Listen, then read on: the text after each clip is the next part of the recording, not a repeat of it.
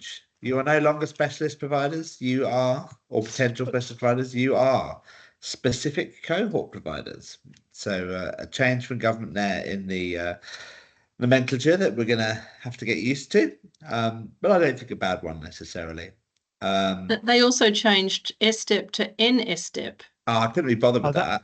But because they just drop that off once it starts. They will, because they're calling it the new. How long does they call it the new specialist?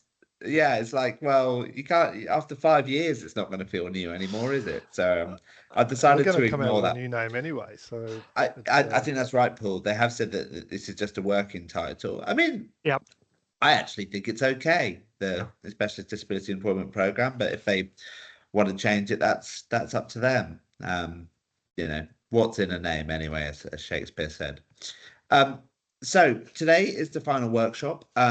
We will have some opportunity for you to do some more one-to-ones with myself and Colin hereafter. So it's not your last opportunity by any means to sort of run through your plans and your thinking and get some input from us, but it's the last of this workshop series of 6. And thank you for your continued engagement through these last 6 weeks. And we certainly speak for myself, but I think I speak for Jenny and Colin too. We've learned a lot too. Certainly as we've gone through the process, talking to you all around what your concerns are, what you like about it, and actually what you can see is that some of that stuff has appeared in the final RFT that's come out. In particular, the capacity building fund. That was something which, you know, on the back of the conversations I've been having with a lot of you in terms of the startup costs of running this thing, and the concerns around that, it's good to see that's gone in there. I mean, you know, it's quite limited, but it's certainly better than nothing. I should also start off by acknowledging the lands that we are all coming from in our various places. In my case, it's the land of the Bunurong people of the Kulin Nation, and I'd like to acknowledge any leaders past, present, or emerging. So the agenda for today, there's a few different pieces that we wanted to go through. So I'll hand over to Paul Divney from Frostburt in a minute to talk around how the approach to putting together a really great tender. And I think Paul's involved with approximately 1,000 different tenders at the moment, so he's gonna have okay, he's involved with one tender, which is whoever calls him, absolutely. But no, Paul's very involved in all of this, and is, you know, I said I've got my stripes earlier. Paul's certainly got his stripes from all the different tenders for different employment services and other things that he's been involved with over the years. Some hard-won lessons that he's going to share with you all. And then we're going to go through a little bit around what's come out in the RFT itself. What's changed? What do we think is important? And I read a summary document yesterday that I'll go through with you all. And then I looked again at the sort of, you know, that back of the envelope that I did. I've revisited the back of the envelope for you. So I'll take you through we'll revisit that back of an envelope, which is getting, you know, more and more scroll on it. And then we'll just finally talk around some of the updated information that's there around specialists within the RFT, particularly the fact that they have now done a division. I could say specialist, it's not, it's specific cohort providers. A division between the larger specialist providers and the smaller specialist providers, which I think is a really important thing to talk through. We'll be putting out another survey, the final survey. Please, we would really appreciate it. I'll remind you again at the end, if you could fill out that final survey. It's important in terms of us evaluating, both to see how you're all thinking about this opportunity, but also to see where we've done well and what, you know, what value we've added. So, you know, we'd really hope that. And just to add, yeah, go for it. I was just going to say, just to add there, Peter, I am going to get DEA to send out another survey in March next year to see whether people did bid and whether they were successful. And also, we're doing a full report. We're using the data to prepare a report for government about barriers to entry for smaller and cohort organisations. So some of this advocacy that Peter's talked about, it's been a bit on the fly in the last 6 weeks using the data you've given us, but there will be a report prepared in March next year. So yeah, anything you can give us, we'll make sure we use it wisely. So if you've appreciated the series of workshops, we'd really appreciate if you reciprocated by doing that survey. So yeah, moving on. Putting my that, on the shelf. Yeah. I think I need to mute somebody. Anyway, but I'll hand over to Paul at this point. Paul, are you okay to take control of the screen? Yes, and I might ask Colin to play the nominator for some questions I have for the group, if you don't mind, Colin. Okay, so you should be able to see this now. So I've picked up on the terminology just then. I did a global search and replace of specialist and put in specific. So thanks for that, Peter. Hopefully it still makes sense as we go through this. So firstly, just a show of hands, it's straight after lunch, maybe for some of you still waiting to have your lunch. Quick show of hands, who's going to be a large specialist and who's going to be a small specific, I should say. Large, can you put your electronic hands up? Or yes, thanks. There, got a few. Okay, just give me a feel for how many I'm thinking about here. Okay, thank you guys. All right, so most of you are going to be in that smaller category. Or are currently agnostic about bidding. Or agnostic, or not telling us what their intentions are. Thanks, Peter. I just very optimistically assumed that they were. So if during this exercise, I'd really like to be like this guy, right, when I'm talking with you and discussing some of these concepts, rather than this guy. And the reason I'd like to be the guy on the right is that you'll have your camera on so I can see if you're engaged and ready to take a question. Thanks, Peter. There is an incentive, which I'll explain later, for those of you who keep your cameras on all the way through. That'd be great if you could do so. It just makes life a lot easier for the presenters. Okay, just a little bit about us if you don't know who we are. We, as Peter said, we've doing quite a few tenders right now for different clients, large and small, for-profit, not-for-profits, specific and all cohorts. And also, my background goes right back to 2015 when I wrote my first tender in employment services. Prior to that, I'd helped a client write theirs. So it's been about 10 years in the making where I've got to so far. We've got a big team of tender writers and tender consultants.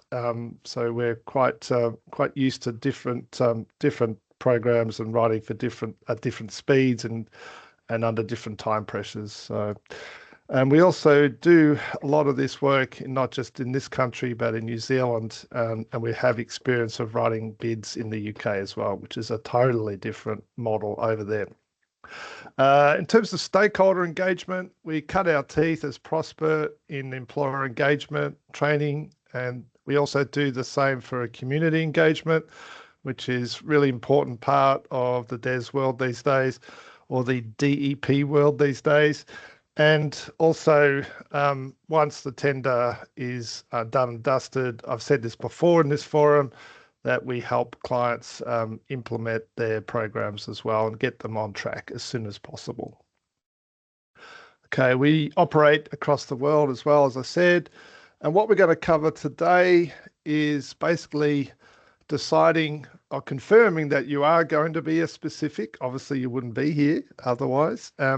And then if so, what type? So if you are sitting on the fence in terms, and that's legitimate. I mean, the way I read the bid, the RFT document over the weekend, it did sort of, tip the balance in a certain direction for some of my thinking. So it's important to decide early on what type of specific you want to be. And then secondly, have I got the capability, or can I demonstrate my capability to be that specific in that particular cohort area? Is my service delivery model designed to service that specific cohort? And finally, really importantly, can I make the case to government that there should be a specific in that particular ESA, and it should be my organisation, right? So double barrel question there. Firstly, can I convince government there is definitely a need for a specific service in that ESA? And secondly, I'm the only organisation that can fulfil that need on your behalf, government. Right? So really important questions to ask yourselves. Okay, so let's look at the type of this first key question is, what type of specific am I if I'm going to bid in that kind of way? First thing you need to ask yourself, even if you're not used to providing employment services, you come in from a sort of a subsidiary industry, not a subsidiary industry, but I'm trying to think of the word, Peter, you're very articulate. It's adjacent. So we say adjacent. That's the adjacent industry, like somewhere in the NDIS, for example. Has my organisation had a vision, mission, and history of servicing this particular specific cohort? Rule number one. If you can't point to that, it's going to be really difficult to justify your bid going forward. Secondly, have I got something that's unique that not anyone else can sort of point to as well, that's really going to grab government's attention? All right. Now, you decide what you think is unique, but you need to test it. Don't just think internally that we think we're pretty special in this area. You should be able to test this with some outside players that you trust to give you full and frank advice. And ask them, do you think we're different in this space? Or are we just a run-of-the-mill provider? Thirdly, a really important question is, can I scale up? Do I see scaling up as a challenge, right? I might be quite small today, and this opportunity I'm looking at could be enormous, right? Particularly if you're going for a large specific bid. Now, does that scare the hell out of me to go that big? Or am I up for the opportunity? So it's the same potential outcome, but on one hand, it's a huge opportunity to grow and maybe diversify your revenue as an organisation. But on the other hand, it does have its risks, right? And when in tendering, we talk about two different types of risks. There's the bid risk. So have I got the best bid possible to win what I'm hoping to achieve? And then when I do win, can I execute the contracts and don't blow myself up in the process? And we've seen in both Workforce Australia and other smaller programs how difficult growing can be for some organisations. And sometimes you've got to set up a whole new business in a whole new state that you never anticipated you would be winning in. And vice versa, closing in a different state where you thought you had a really strong case. So that's the scary part of executing what you win. And a related question is, have I got the depth in my capital budget to cover the setup costs for this new license I've just won?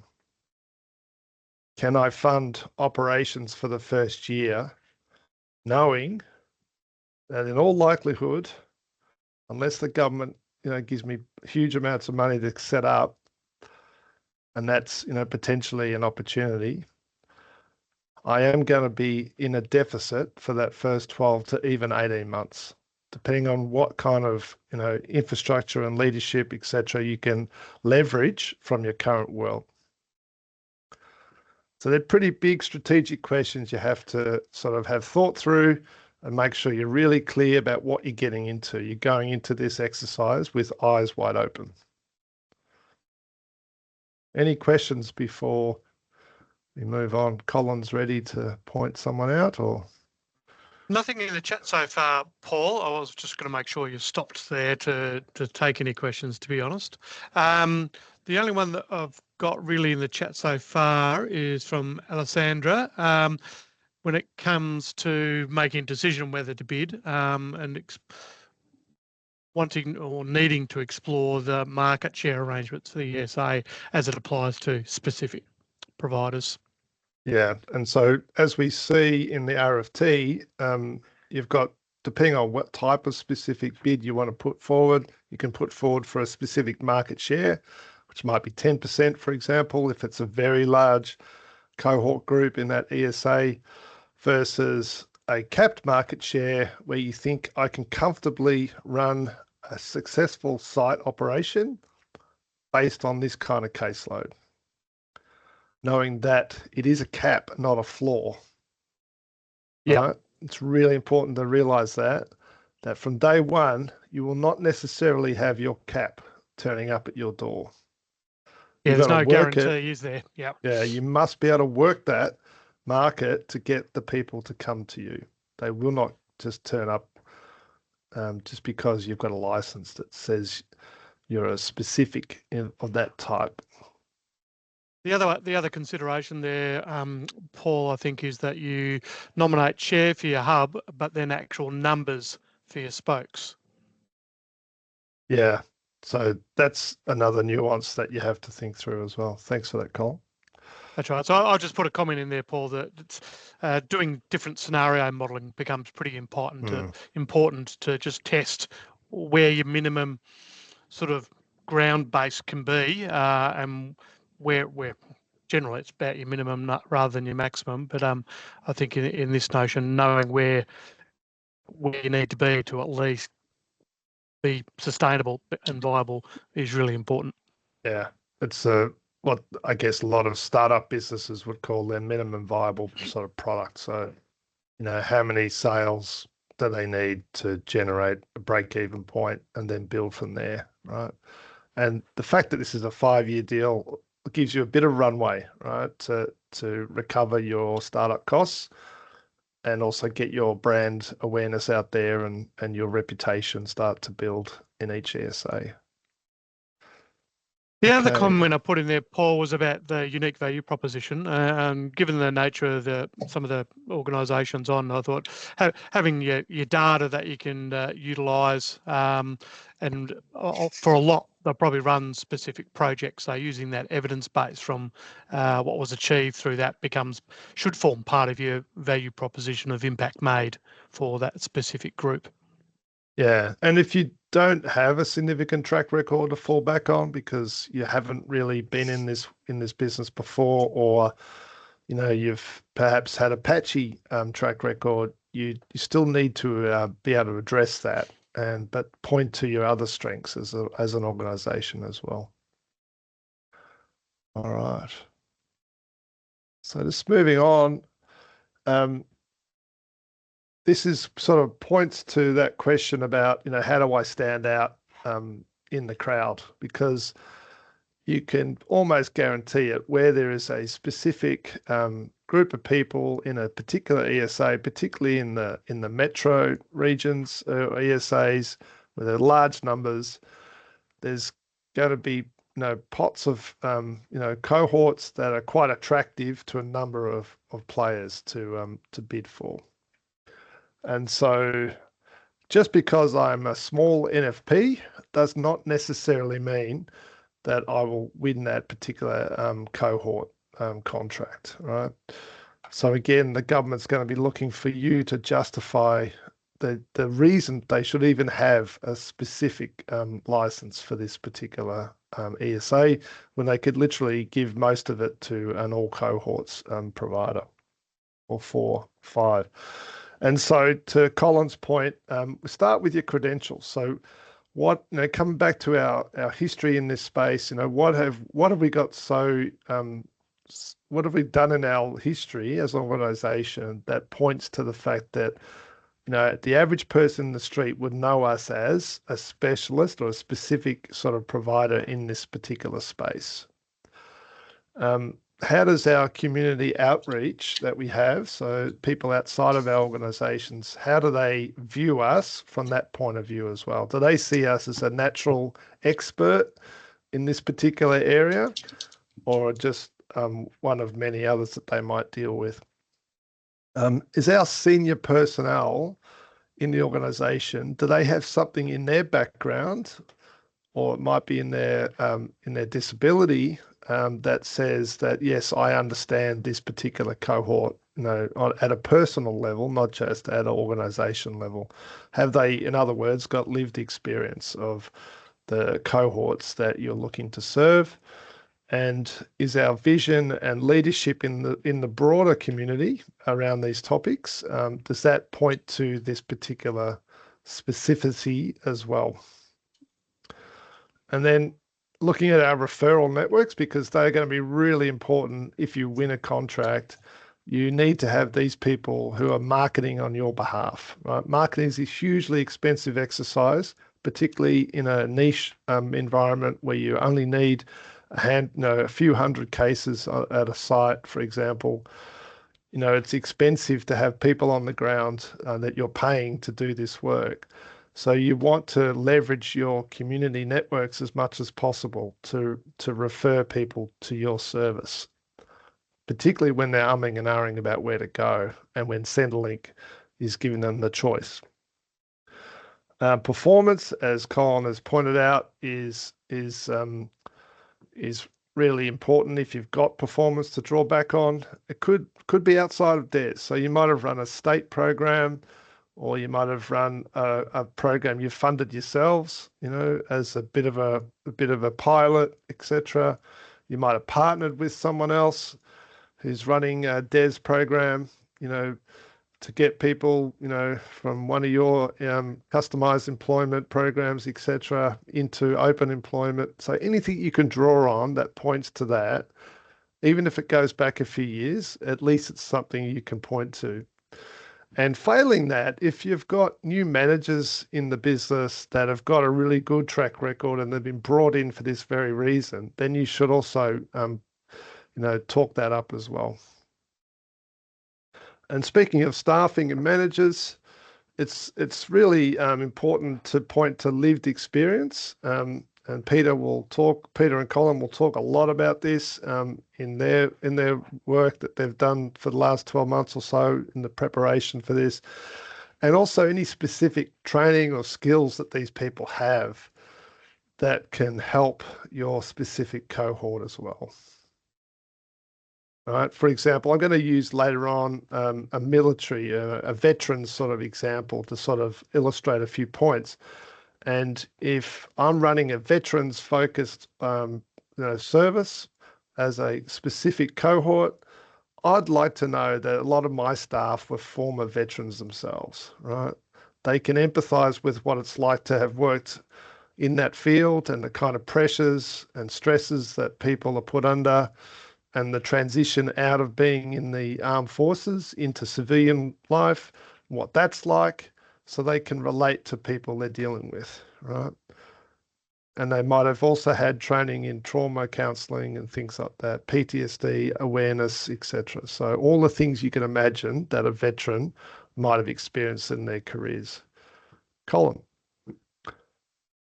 Yeah, thanks, Paul. I thought it's worth noting too to pay particular reference to the need for a provider recruitment, training and development strategy. It's pretty clear there within the RFT that you need to have one. I've got a bit of a cheat sheet here, so I'll drop it into the chat so you have a bit of a look at that as well. But that becomes pretty important. Yep, amongst many others. Okay, just in the interest of time, looking at your service delivery, this is where you need to think about, the ecosystem in which you're servicing your specific cohorts. So it's not just your staff, but the partners that provide those non-vocational supports, those vocational supports that refer people to you, the employers that you're approaching to get them into work, and hopefully it's been led by the participants rather than you coming to them with all these vacancies. And also the systems that support your service delivery model so that it's as efficient as possible, that your participants are not having to repeat their story all the time and things like that. And in a way, that's kind of how you can provide truly meaningful engagement for your participant. And if you don't deliver great service, what will happen? Well, you won't get the caseload you expect, right? Because it is choice and control. There is still, contestability in this market. even if you've asked for and got a specific market share, chances are it might slip down to the minimum floor levels rather than maximum, which you'd like to happen. So you have different segments in your cohort. Even within a very small cohort, you will find you're going to have different people fitting in each of these 5 buckets. So how does your service delivery change for those different types of people in those different buckets? Right. It's quite complicated at this point because you've got to do an assessment in that first 4 weeks to sort of figure out, what does this person really need? What's their, why are they coming to me? What are they looking for? Etc. How can I develop a plan that's going to give them that meaningful engagement?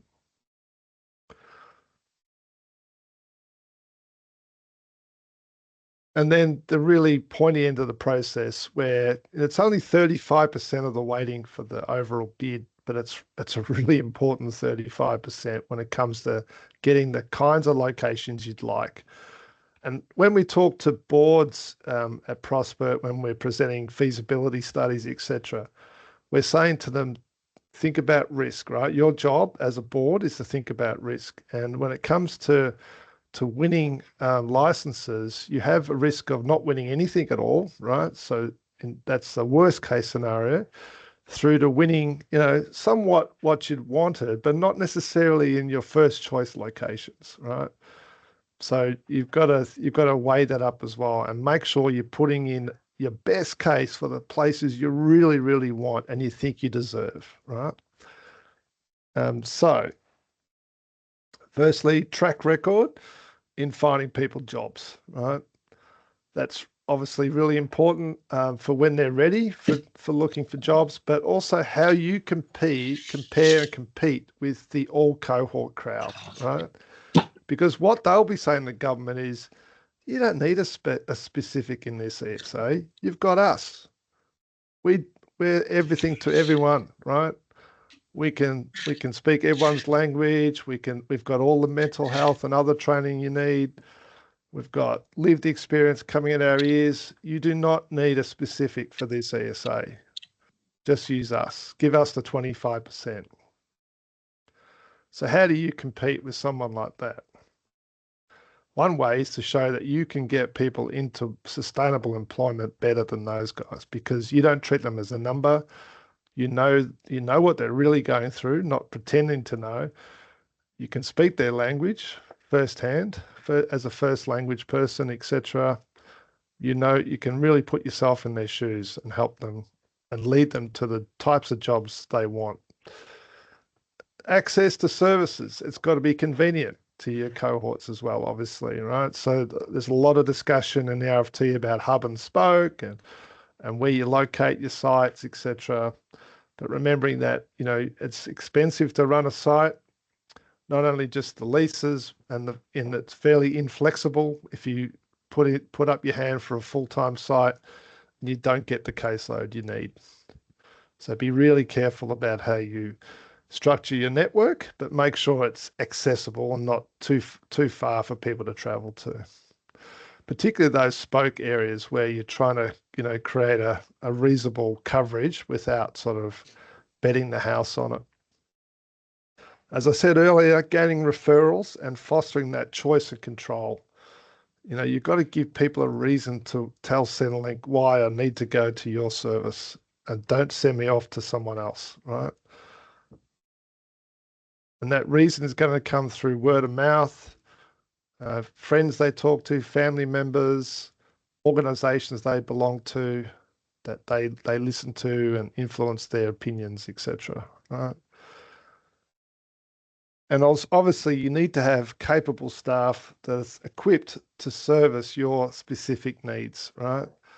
As a client, and that's not just about helping you with preparing your job plan, but it's also picking up the phone to employers, having conversations with them with confidence and being highly motivated to help you get a job. And also having those networks that they can call on to help with your other issues. And all this will feed into the viability of your organisation. Now, that was a really interesting point in the RFT. Not only do they want you to explain to them why it's viable for the government to have you in that ESA as a specific provider, but you've almost got to show government that you can viably run this license as well, which is a really interesting question to try and write to as well. And your network design will be shaped by whether you go for a caseload cap at each site or you look for that minimum share.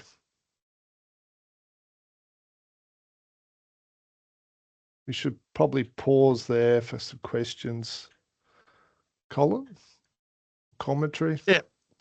Commentary. Yeah, a few comments around the direct reg aspect to market arrangements too, Paul. Not sure if you want to flag on that. That, to my knowledge, that falls outside your allocated business share. So it's an additional opportunity, I guess, to build your caseload, where some of these organisations will have some ready-made potential candidates, I'd imagine, through that mechanism perhaps as well. So that's a good one to explore. And again, importance of doing some of that scenario sort of planning. I popped in there just having a clear, sharp participant value proposition is pretty handy. Something you can talk to in the tender, but obviously something that you're going to use moving forward around that attraction sort of piece. Any other questions, folks? Sort of answering a few as we roll through.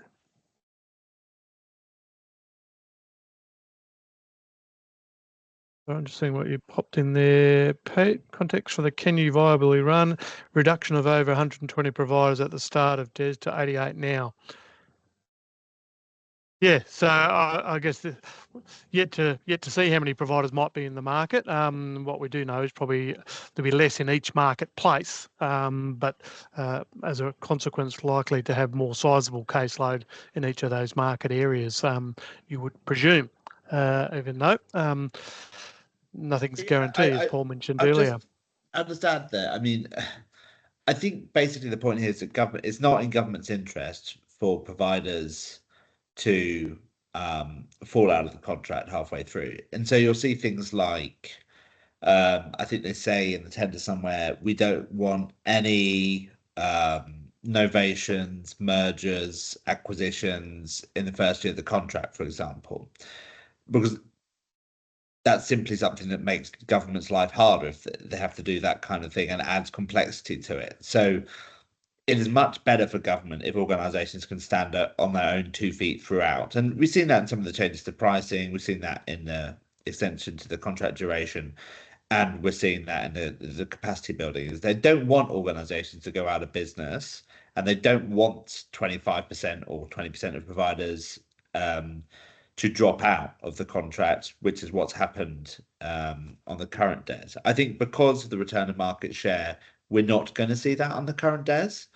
I can't afford it either, Pete. No. I would say that's been a unique feature of the full and open marketplace versus the return to business share, where they just simply, if they're going to run with 4 to 6 providers in each market, it has a direct consequence to choice and control should anyone actually be removed from any of those markets. So it's a sensitive one, and they'll be looking for a surety through your bids to that you are a solid citizen as an organisation that is unlikely to give them that complication as well, I think. Yeah, I agree with that. Okay, thanks, guys. We'll move on, just given time limits. So thinking about how you actually tackle the tender, the RFT itself. So obviously it's really important to analyse the question that's been asked, right? And it's like you go back to your university days, you know, and the lecturer says, did you read the question, you know, and did you really read it between the lines, not just what was obvious in the question? And I just wanted to run a little exercise with folks in the room. So look at this question here, right? What do you think this one is really asking? All right. So what can you read between the lines here? Colin, can we call for some nomination, or can you nominate some people just to answer off the top of their heads? All right, I'll look at those that have willingly put their faces on the screen and keep your prize alive. Let's go with you, Peter. Harrison, sorry. Sorry, what was the question?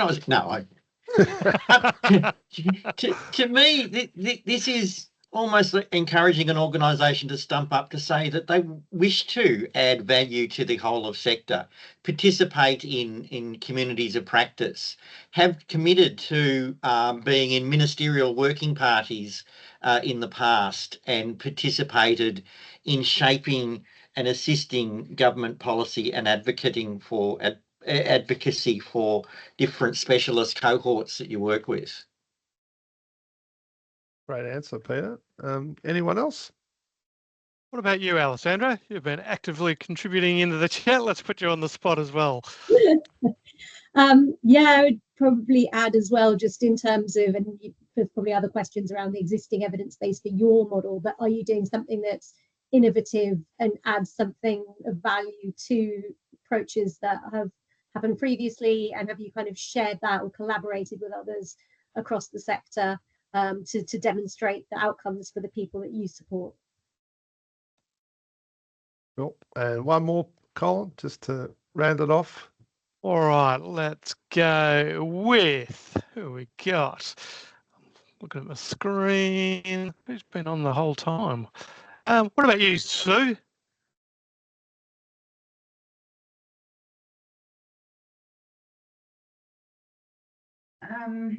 Maybe someone who is prepared to have that very person-centered, if you're in a leadership position, someone prepared to focus on that person-centered approach that they are after, because that seemed to be one of the issues that they were very big on.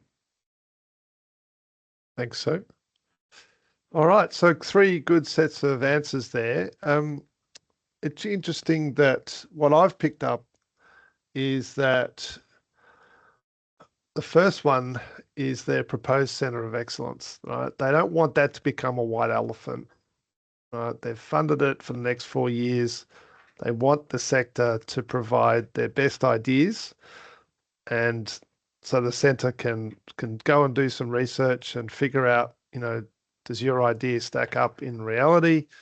And then tell the government this is something that, should be factored in as best practice, for example.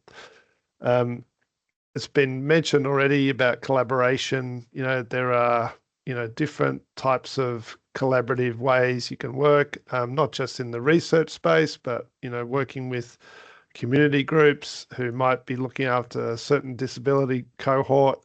What have you done to pilot with them something different, some different kind of service delivery model, a bit outside the square?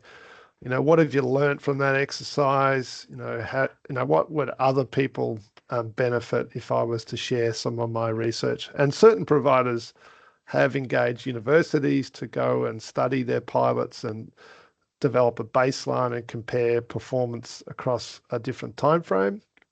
So that's really interesting for the government to know that as well. And, obviously getting advocates involved in your service delivery is another good example of providing leadership in this space, thinking that I don't have all the answers. These advocates are better at representing the needs of their community. How do I factor in their thoughts and ideas into what I do as well? I think just also, Paul, just talking to the projects or grant mechanisms that you might already be receiving, the outcomes that they've achieved becomes pretty important. A lot of you might have ILC grants and things like that too. So being able to point to those becomes quite beneficial. Yep.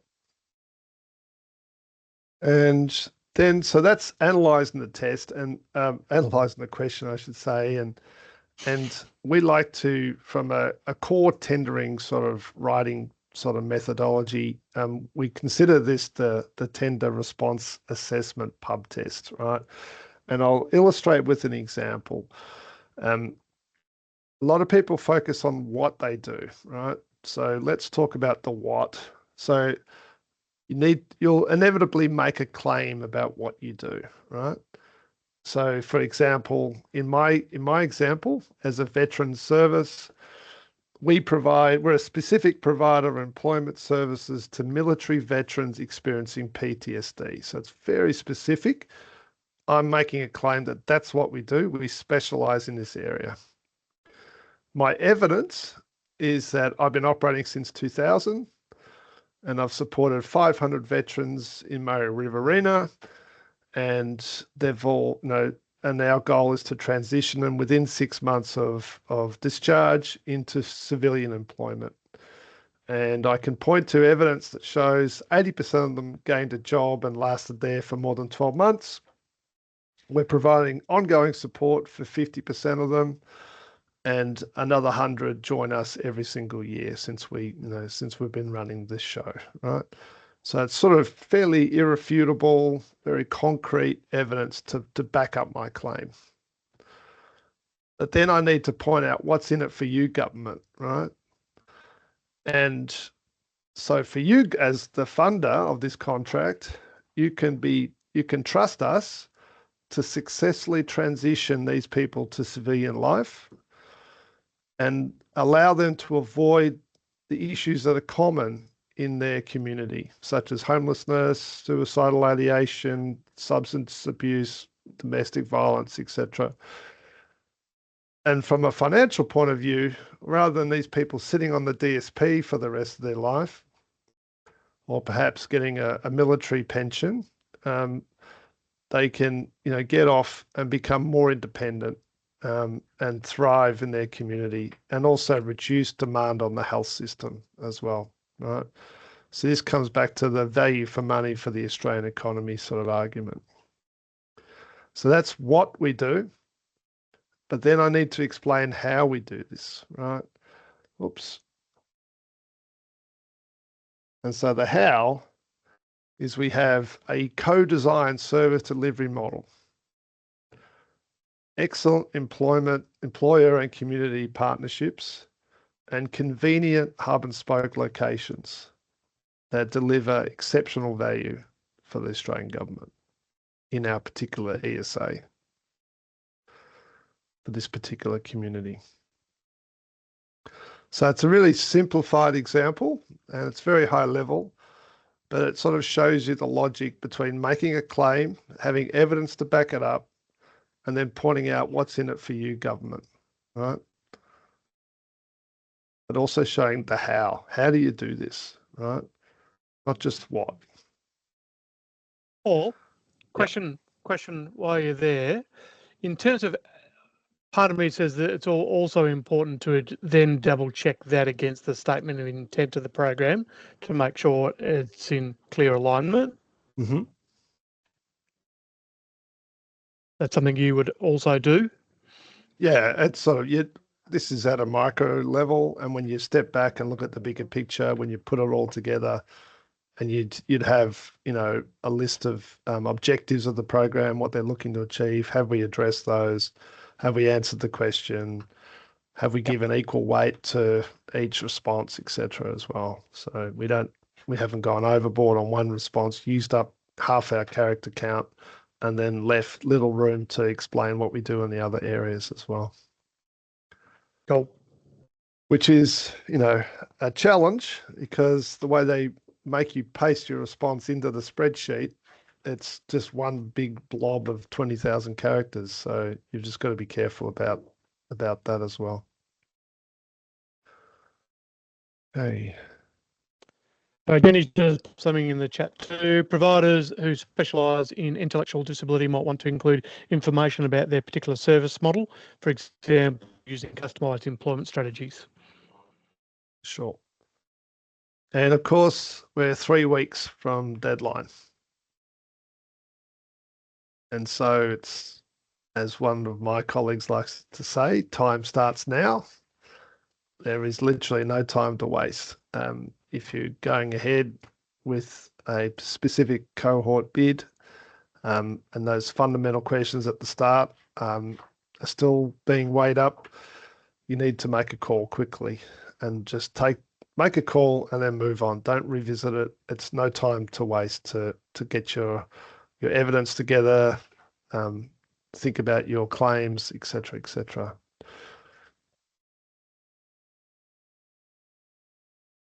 Any more questions, folks, from the floor?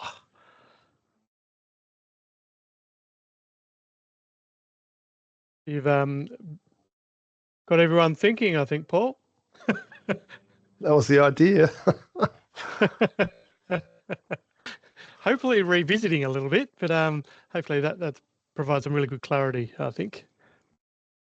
Paul, I'll just ask if there's any one thing that you think the sort of specialist cohort providers should bear in mind in terms of, it's interesting what you said in terms of, yes, there might be some competition around, different specific cohort providers competing against each other, but a lot of the time it's competing for the idea of the importance of their service in that area.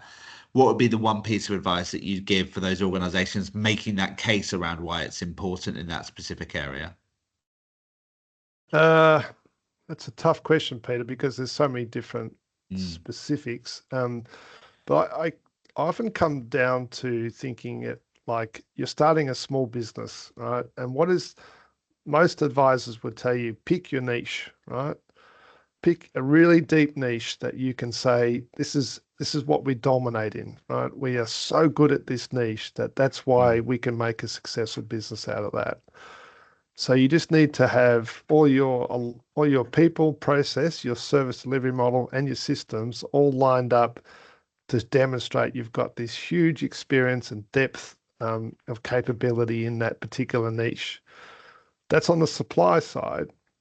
Then on demand side, if you can point to the fact there are community organizations or employers in these ESAs and advocates, etc., that's saying we need someone who can talk to us, talk for us, who really understand my community, right? They will be really good people to include in your ESA as well, right? So if I'm focusing on this military veterans niche, for example, I'd want to make sure that the SAS regiment, are supporting my bid, right? Because that says to government, oh my God, you guys have got these guys on your case. All right. Okay, so you've seriously won them over. That's a really good sign, right? And they've told you, right? They're your market research arm. They've told you this is what we're not getting at the moment from our current providers.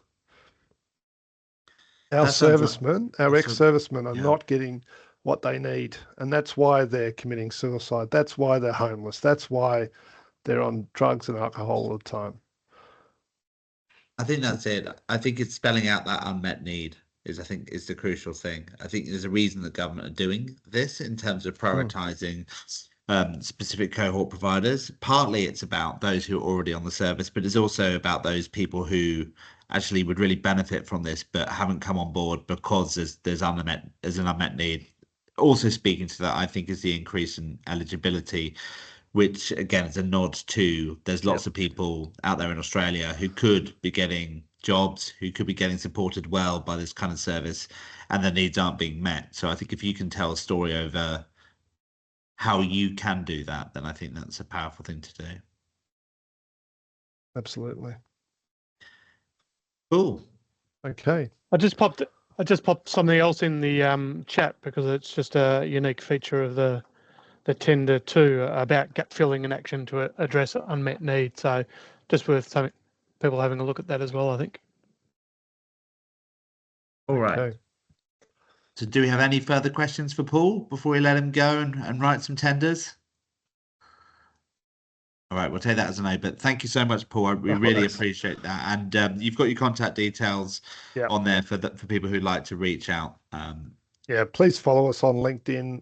We're always publishing interesting articles, including Peter's top 10 tips on tendering. So look out for those.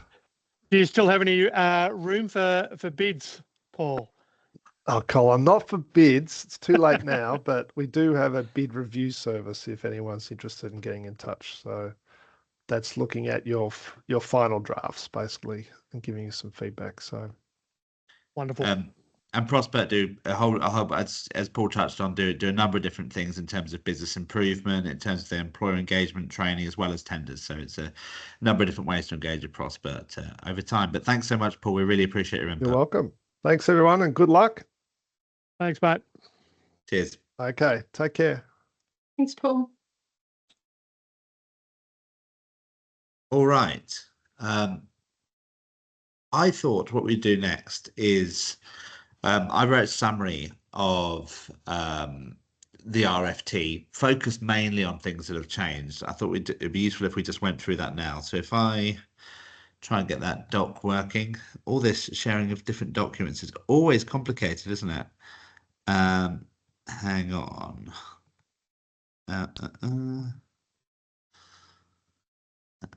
Is that working? No.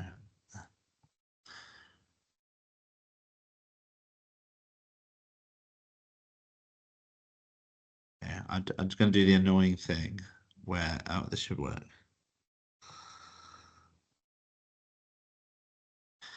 Yeah, can you see that? Can you all see this document? Is it working? Sure can. Okay, so I'll share this with you all after the meeting. This is something I wrote for members over the weekend and yesterday, and it really summarizes where I think we're up to now with the Specialist Disability Employment Programme, RFT. I think the key point, and Colin, feel free to chip in at any point. I don't think I've ever seen as much change from an exposure draft to an eventual RFT as I've seen here. And you know, it might sound immodest, but I think some of the work that Colin and I have done has been important in that, because some of the changes are really positive. So I actually, and you may have probably read between the lines, before they made some of these changes, I was quite concerned that this was going to be something that was going to be really marginal and difficult to deliver. I think thanks to some of the changes that they've made, I look at this now and go, yeah, you know, it's not perfect. There's a bunch of stuff I'd probably change if you gave me the chance to, but actually I think it is something that's deliverable. I think it's something where viability is quite achievable and the right things are being incentivized and supported by the model. In particular, I will go into my favorite things that we're seeing in the model, but probably the thing that is a bit difficult for all of you right now, and indeed for our members, is that the tender window is so short. Now, Colin and I are pushing back on that. I think it's 18.5 working days from them issuing the tender to the deadline itself, which is crazy short. But I wouldn't plan on us succeeding in that particular endeavour. We will do our best, but I think this government is pushing to get it done. So I have rated the elements of the RFT on a 4-tier basis. So there's excellent, this is a significant step forward. There's good, we approve. There's we'll see, and we've got significant concerns. So excellent is the fact that they've actually changed the funding model in ways that are positive. So Colin and I worked with Tim Flowers from Insight First to do a lot of work on the cost of delivery in DES. We wrote a big paper about it. There's a reason we didn't share that paper with this group particularly, but because it had some pretty hairy stuff in it. But that was really as a way of making the case that, in particular, on the outcome funding, the government had lowballed it. And because it had lowballed the outcome funding, the overall viability of the program was difficult. So I'm pleased to report that it's not just the outcome funding. There's changes across the board in the payment model. So in terms of our asks, we asked for a 5% increase to service fees. We said 12.5% if you're making staff get certificate level qualifications. They've ruled that out in terms of mandating certificate level qualifications. So we asked for 5%, we got 5%.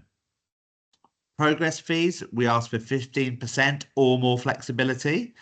They haven't offered much more flexibility. I think they've offered a little more flexibility in terms of some of the definition of progress outcomes, particularly on the employment side.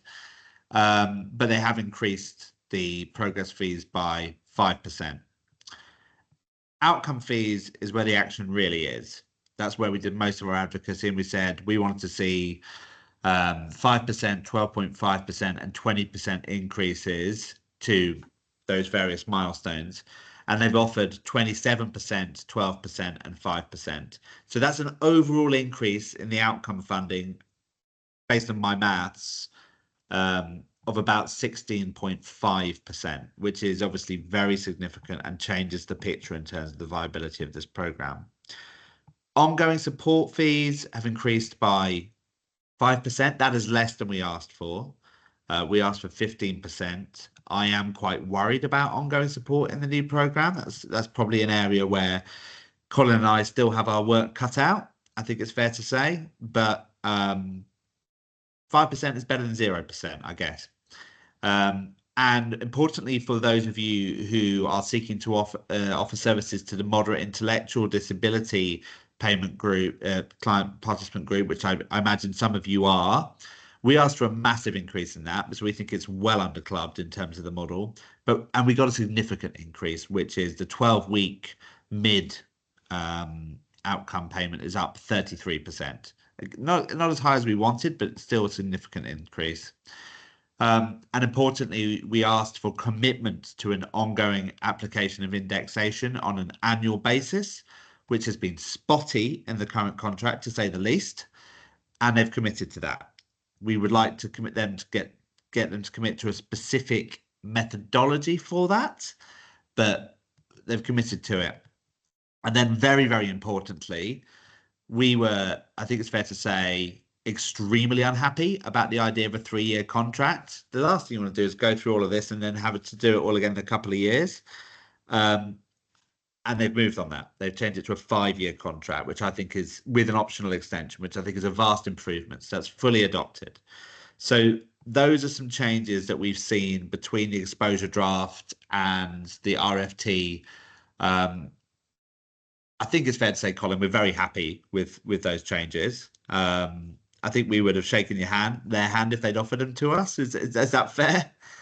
I think so. I think it's been a great result. I'm still curious a little bit around indexation application, given the pricing includes 2024 indexation, but there will be another lot of indexation applied as they work through that process as we get into first year of the contract. So that 5%, depending on how much they apply to the current contract, will be interesting as a comparison. We don't know that yet. We know they're about to inform providers of what the indexation amount might be being applied to the current contract pricing. But yeah, that's just another interesting observation I think I'm keen to assess as well. Yeah, the 5-year contract is almost the biggest winner in my mind from a sustainability and viability end, and the increase to outcome monies to help assist the intent of the program as well. Yeah, those are the two biggies: the outcome funding and the extension of the contract are two massive changes, which I think fundamentally change the picture to being something much more positive.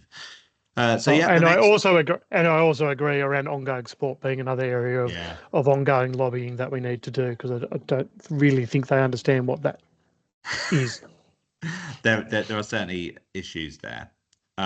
So yeah, that's in the excellent tier. Also in the excellent tier is the essential of the contract. Yeah, also in the excellent tier, which I don't think we should. Obviously, we knew it was coming, but it's massive, is the fact that they're extending the eligibility to SDEP. Obviously, Colin and I have been arguing for some time that disability employment services should be available to anyone with a disability who wants that support. We are getting close to that now. We're not quite there. If you've got an assessed future work capacity of over 30 hours, you're still not eligible. But that's about it, isn't it, Colin? I think apart from that, everyone else is eligible. Yeah, I think it's almost they brought in changes midway through the current contract, which excluded some of those groups. And again, I think good lobbying by the peaks again, that they've they removed it and now they've brought it back. The 30+ hour one being the one element, and sadly, in a way, it was a good driver of employment outcomes. That group in particular were probably a highly performed area within the current contract in terms of outcome rates. So they've added out. They've sort of put it back in the groups they took away. They've also added in 0 to 7. The 0 to 7s, and they've extended the potential duration of service to being unlimited. So all of those things are really important. Also, in my excellent tier is the fact that we really do see, I don't think organizations can get away anymore with not including people with disability in their delivery. They are going to be, they're being asked right now to report on how many people with disability they employ, and that's going to be an ongoing reporting requirement. And I think, they are also, organizations are also being asked in the tender how, people with disability involved in their governance and leadership processes and all those kind of things. So I think the fact that is now, I know that people on this call will probably say, oh, well, that should always have been the case. And I'd probably nod my head and say, yes, it should always have been the case. Nevertheless, it kind of wasn't. And certainly not with some organizations. Lots of providers did the right thing on this, but some didn't. And I think the fact that it's now non-negotiable is a good expectation for us to have as a sector. And then clearly in the excellent tier, the implementation of a centre of excellence. I was searching through DEA records to go, what was the first time we started talking about that? And that was, almost a decade ago. So it shows how slow change can be, but the fact that it's now happening is really positive. So I'd have that in the excellent tier. Do you agree with all those ratings there, Colin? I think so. The excellent tier. You should be asking Jenny. Jenny, my ratings, do you agree with them? Oh, she's gone. She's gone. Anyway, we'll move on to the good tier. So no, I think. Oh, sorry, go, Jenny. No, I think you've done amazing in getting them to shift on all of this stuff in such a short amount of time. I was about to do my little clap emoji. So yeah, no, I think it's brilliant. And even though, as you said, it's not perfect, it's there's a huge shift on what was there. So yeah, it's much more doable, I think. And it's not that common, I would say, either, that they have shifted as much as they have for this. No, I've never seen as big a shift in between the two things. People normally say, oh, the exposure draft is, the change is kind of a bit of a fait accompli, that you're going to get more or less the same thing in the RFT. Not the case. And actually, and I do make the point in what I've written here, is that's actually to the government's credit. Yes, we'll take a bit of credit because we've done our job, but it's to the government's credit too that they actually listened and they considered other opinions, and they didn't just go headlong and go, oh, well, this is done. We got this signed off by Treasury. We're going to go ahead and do this regardless. They actually listened. They took careful heed of the arguments that were made, and they moved. And I think that is massively to the credit of Kelly Spence and her team and her department, because I think it's a significant and humble thing to do something like that. So I do appreciate it. So in the good tier, I think the changes to nomenclature are pretty good. I'm quite happy with what they're going forward with there. I think it's about right in terms of having all disability types and specific cohorts. I think that's not bad. On the expectations for staff training, I'm pretty pleased. So they've come out onto a position where they said, look, we are expecting organizations to train their staff properly. You are going to have to give us your plans for that in the tender, and you're going to have to report on that, including how much time you're offering to staff as part of your operations. I'm pleased with all of that. I'm also pleased that they are not saying you have to do certificate level qualifications, because the certificate level qualifications that we've got in terms of there's the disability service one and there's the employment services one are not really right. We think that micro-credentials and other professional learning modules are more the way to go forward as it stands. So we're very pleased with that. Can I just chip in there? Yeah, too, Pete? I think there's still a conversation that we'll be having with the department in particular around recognising experience and how to actually capture that. Well, there's a lot of people working in the sector who've got a wealth of experience, not necessarily formal qualifications or those that align necessarily with what they're currently doing. Yeah, I mean, my feeling on that is that everyone should still be doing their CPD, whatever that looks like, but that could depend on the person, right? I think that's, you know, no one should ever be done in terms of their learning, in terms of their career, and I would consider myself in that group. You know, you should never stop learning. But neither do you need to go ahead and get a certificate. It could be something different, right? It could be something specialist, or, you know, something more about leadership or whatever. And don't forget the role of the Centre of Excellence in that. I mean, that's one of the biggest roles of the centre, is to be very forward facing in terms of providing training, resources, and all sorts of capacity building activities for the sector. So recognising that the department has said you don't have to, providers don't have to engage in the work of the centre, but they strongly encourage it. So you would definitely want to think about how you would do that. And there's going to be lots of opportunities even to get, you know, potentially training there, which is going to be provided by the centre rather than something that you have to pay for yourself. So there's going to be some good opportunities there. And that'll assist also with just attraction to the sector and retention within the sector accordingly. So yeah. Also in the good, maybe I almost put this in the excellent, but I just want to see how it plays out in practice, which is the mutual obligations. I think it is a very good thing that we're not just mandating everyone's job search and banging on about, have you done your 5 jobs a fortnight or whatever. I think the idea of shaping that to people's actual aspirations and personal characteristics and all those kind of things is a very good improvement, and takes us away from the kind of unbalanced relationship between provider and participant that has too often been the case. But I think the way that it looks in the tender in terms of, okay, you have this tailored, meaningful engagement thing that you have to do, and if you don't do that, it goes to a more detailed plan, and if you don't do that, you get to sanctions. Like, I just don't know how that's going to feel in practice and how that's going to play out in practice. So that's why I've got it in the good, because in theory it's excellent, and in practice it's a we'll see. So overall that averages out as good. Right. I think. Yep, agree. Also in the good is the capacity building fund. We'll touch on that a bit more later.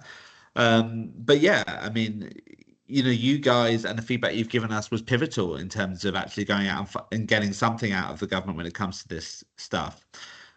We are aware that $150,000 doesn't necessarily go that far, and B, its application is only organisations with, I think it's an organisational aggregate revenue or turnover of less than $10 million are eligible.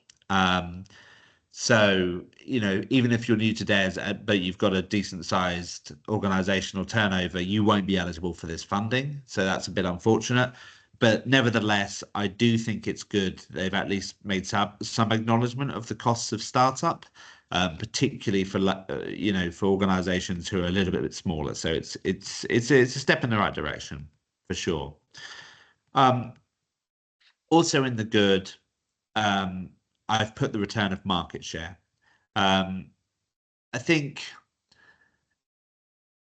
there was this little piece of me that's a bit sad about it, because I quite like the idea of choice and control being the absolute kind of design principle behind which the whole system is built.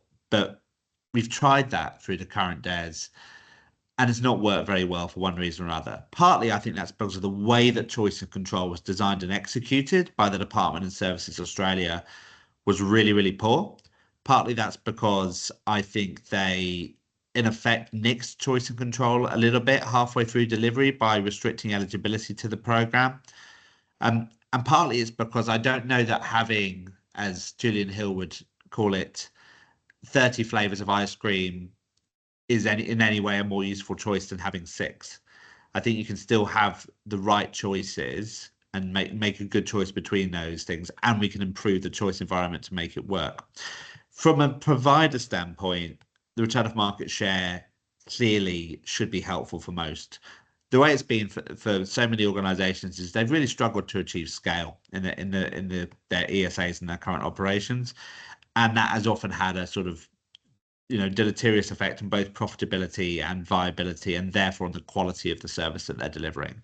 So the return of market share brings a bit more certainty, it brings a bit more stability, and therefore more opportunity to invest and offer a high quality service. I also think beyond that, it is helpful that they have at least provided some idea of how many, I want to say generalist, all cohort providers and large specific cohort providers in whatever it is, Appendix D of the RFT. I didn't know that they would do that, and I'm pleased that they've done it because it at least gives you some idea of how many providers are going into each place.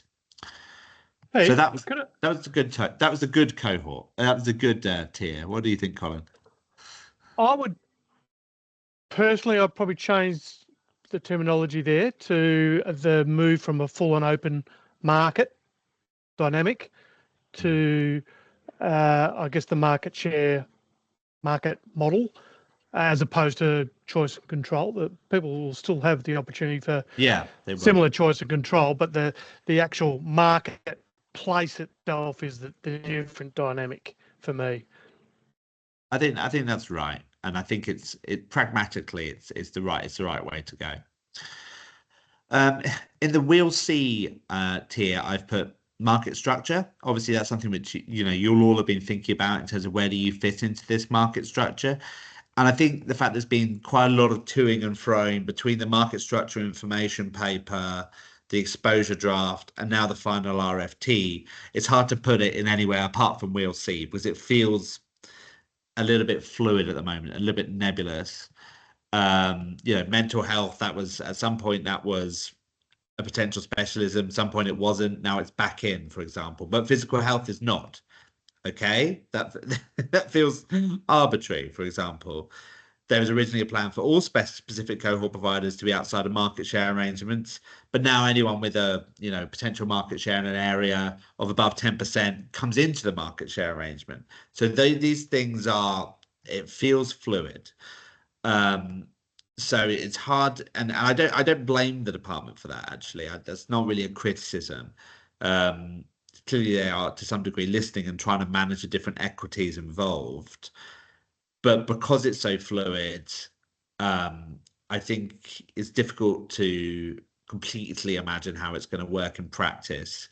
So that makes me feel like it's in the We'll See kind of place. Flexible versus intensive, again, We'll See. I think it's probably, I nearly put this in good because I think there's some good logic to it. But again, I think I just need to see how it works in practice. I think I've said to this group before, I think the idea of, in terms of you having a 25-75 split between flexible and intensive doesn't feel right to me. I think you'll do better than that. I think you'll have more people in intensive if you activate your caseload in the right way. But we'll have to see how that goes. Employer servicing I've put on We'll See because basically they're saying we want more, but they're still not really funded it properly, and they've not put any proper kind of policy oomph behind employers to make them want to engage with disability employment. I think there is a bit of I think in general, people are becoming more inclusive in their outlook, and therefore employers aren't that different. So over time this might change, but we're still not seeing really the policy response commensurate with, I think, the issue at hand.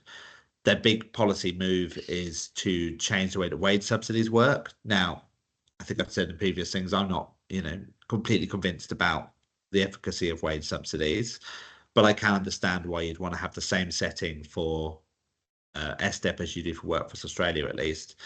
But it's an area where I think the Centre of Excellence should be getting involved a bit more to see if that works better. Just on that one too, Pete, yeah.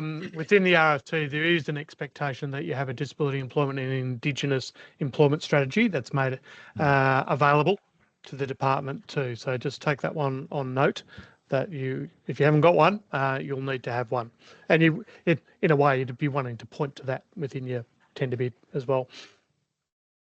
And in terms of the tender assessment process itself, I think they have given reasonable details on what the different steps of the process are. They've also told you the weightings of the different sections and given a degree of specificity about what they want to see in each of the criteria. So I don't think I have any great complaints there. It's the who is the question to me. Is we don't know exactly who is assessing each of these tenders and at what point, and how things like moderation are working. And that does concern me, because the Workforce Australia example was one where they used a combination of AI and on-hire employees. They have been recruiting tender assessors, so I don't know whether that's how it'll go. But I think we'll see is the right spot for that. Do you agree with all those in the we'll see category, Cole? I do indeed. You can almost throw the assessment process into significant concerns, but that might be unfair. However, significant concerns definitely apply to the timeframes. You've got, 3.5 weeks from the RFT dropping to the deadline, and actually only really 2.5 from when you're getting your tender briefing. That is as tight as I've ever seen, and therefore is a bit concerning. And that comes on the back of a whole series of things that were too tight. 8 days for the pre-budget consultation. No real. I think this one's ludicrous in my mind. Yeah. In order to even the structural adjustment funds get 6, 7 weeks. Yeah. Yeah. In my mind, most organisations will expect senior execs to be putting something up in front of the board post the DSS session for then approval. That doesn't really allow you to develop and validate and get support for a tender bid that meets all the things you're after and meet your bid appetite. I just think it's it worries me, that one, more than most. Yeah. And we could end up with some perverse results because of it. Yeah. But the whole thing, in terms of when things have been released and the amount of times people have had to respond, you can see in this list here, there's a litany of things that came out too late and had too tight a time frame. And that has consequences when you rush. I've put reduction of administrative burden. I probably should write or lack thereof on this list, which is the government has throughout has talked about removing the administrative burden, and it has maybe from itself in terms of merging ESS versus DMS and having fewer providers within ESA within the different ESAs. They will probably have fewer contracts to manage, which is less work for government. And if I'm being absolutely positive about that, that gives them more time for good quality market stewardship. However, and Colin's even skeptical of that, is chuckling. However, there's no real reductions in terms of the administrative impulse from providers. There's new reporting requirements, in fact, and that comes on top of the more recent things like quarterly self-assessments for the quality framework. So we continue to move inexorably in the direction of more administrative burden. It's only something that gets added to. It's never something which, or very rarely, are things removed from it. And to touch on the things like the ongoing support, which we'll just come on to, it's can I add another one? Such an administrative exercise, yeah. In terms of the admin one, and maybe you've got it captured below, but I think the IT system and the shift to the IT system is a significant one that you should mention. And you're right, I've not mentioned it. Yeah. And the reality of that transition across and just implementation of a new contract always comes with additional administration burden and commitment. So,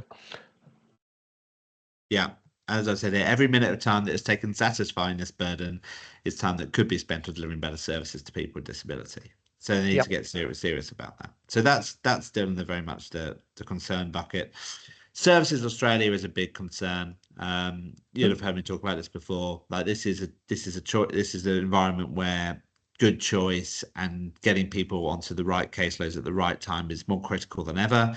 And Services Australia has never really demonstrated the capacity and capability to do that, which links into that earlier conversation that we're having around the better you can have control of your own destiny through by having a good plan for participant attraction and direct registration, the less this one will matter. Yes, you need to still get ESATs processed by Services Australia and that kind of thing, but you're not relying on them to stream people onto your caseload. So the better you take control of that, the less a problem that's going to be. I'm also concerned about ongoing support. Like ongoing support has had significant funding decreases over the years. It's not really coming back as far as it needs to in the right direction. And it's probably not funded in the right way. Anything that's about keeping people in work and you're just funded on how often you contact them, they're not really measuring and managing the right thing. And we are concerned that if significant changes are not made to ongoing support, it could become unviable. So that is a part of the program that we're still not very happy with. So those are, and I missed the IT system, but Colin's right. That is something we should be concerned about too. Colin, is there anything you would add to the bucket of concerns? Yeah, I just amplifying the ongoing support one. I think with given the introduction of the 0 to 7 group as well, I think that the nature of ongoing support for those with higher support needs is where this is felt most. It's not the style of ongoing support, which is a bit more check-in style. This is actual on-the-job support style where it gets expensive, time-consuming, and it's probably poorly funded in alignment with that sort of approach. Yeah. The gateway is also another one that worries me, just in terms of its interaction with the scorecard approach too. Yeah. That they're going to be utilising that scorecard to push it out to participants ahead of them getting to Services Australia as well. So the knowledge and capability of Services Australia to support that and also providers to navigate their way through participants who may or may not be eligible coming in the door is another aspect of that one still to play out in my mind. The other thing, before we pause for a few questions, the other thing I just wanted to just go through quickly was I thought it might be interesting for you to see, based on the changes to the pricing, how that back of the envelope thing that I did changes. Although, as you know, caveat, but it's a fair test to test the new prices against the old prices through the same assumptions. So service fees, that's gone up a little bit. So you could, I said budget in around about 200k a year. I think you could budget for that 100 participants. I think you could safely budget 210k a year now. In terms of the progress fees, which have gone up, I think you could budget in, a couple of grand more a year for that too. So I'm saying that for the 100 participants that we had before, it was before I budgeted in 245,000 a year for the service fee and progress fees. Now it's up to 257,000, which isn't that big an increase, obviously. But then I did it for outcome fees too. So outcome fees, originally I had budgeted at getting 160,000 for your caseload of 100. That's now generating 186,000.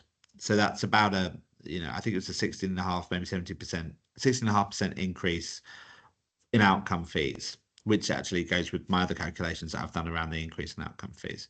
So what that gives you, and you can see in red the new figures, so that gives you 186k to add to the 257k, which gives you 443k for your caseload of 400 participants. So that's nearly a 10% increase, which if you think about me saying, I think this is break-even-ish before, I'm saying now based on the same assumptions, it's not break-even-ish anymore.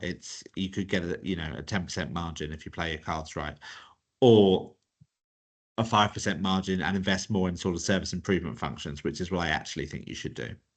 And that does change the split of the way that the funding works too. So before I was saying it was, by my assumptions, 49, 11, 40.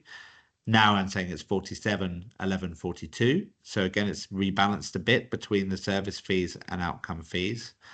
And also bearing in mind that we're getting a future indexation, and we're getting there'll be some ongoing support in there. I'm saying that for every 100 participants, you'd be getting round about $465,000, and that tracks pretty closely to where we are at the moment.